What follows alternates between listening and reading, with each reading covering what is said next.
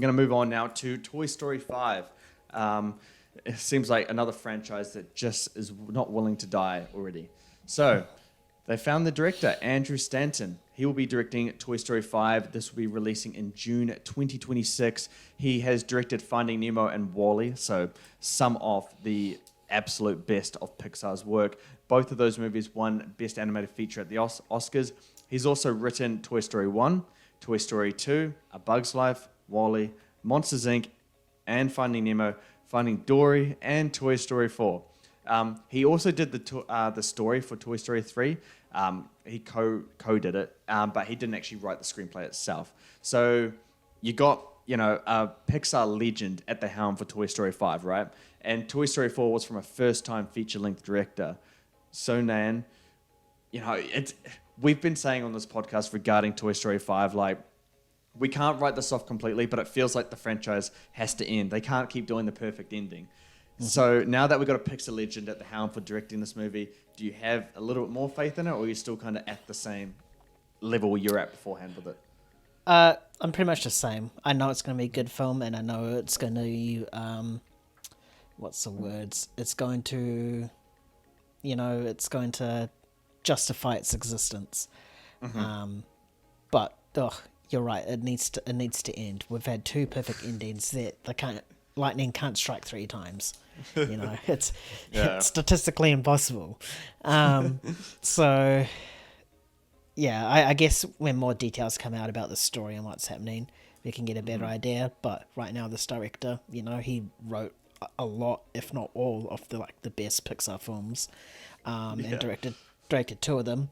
So Pixar clearly has faith in this guy to do the Toy Story franchise justice, because at the end of the day, that is Pixar's baby. That is the one that started it all, and that's the one that they can keep going back to 5 times to make bank. So yeah, it's good. I don't know if I want to say the words excited. Mm-hmm. I can get on board with it, but it just this has to be the last one, Mm-hmm. I said it for Toy Story 4 as well. It has to be the last one, and I was clearly wrong. So I'm going to say it again, and one day I'm going to be right. So it has to be the last one, because where do you go from here? I mean, the obvious choice is obviously going to Andy and his kids, and that's probably how you can pick up the Toy Story again with new characters and new toys, and maybe have the additional cameo from Woody or the original gang here and there. That's probably how you could further the Toy Story franchise, but just having the story so centered around Woody and Buzz. It's like, what more can you do? Yeah, completely agree. I was actually going to ask, what if they handed over the baton to new toys and we could see a new story grow with a new kid and all that kind of stuff. I think that is probably the best way to do it, and that's I could actually get behind that. But if they're going to do that, I really want kind of a background theme to be how kids are getting less imaginative and creative and using toys less, and they're sticking to technology, iPads, iPhones, all that stuff, and we're just seeing how toys are reacting to it and how they're trying to get those kids off the devices and back playing toys, using their imagination, all that kind of stuff. I reckon that's an excellent way for the franchise to reinvent itself, give itself some life again, and just pave the way for another trilogy, perhaps. I think that's the best way. And saying that, this news got me excited because this guy's a Pixar legend. Pixar, when you hear those words Andrew Stanton, Pete Docter, all that stuff, these guys they're the good ones. They make the best of the best when it comes to Pixar. So I have a lot of faith. It seems like Pixar has a lot of faith in Toy Story 5. Who knows if it can reach to the heights of Toy Story 3. But this franchise has just been so damn good the entire time. It's hard to not be excited for it.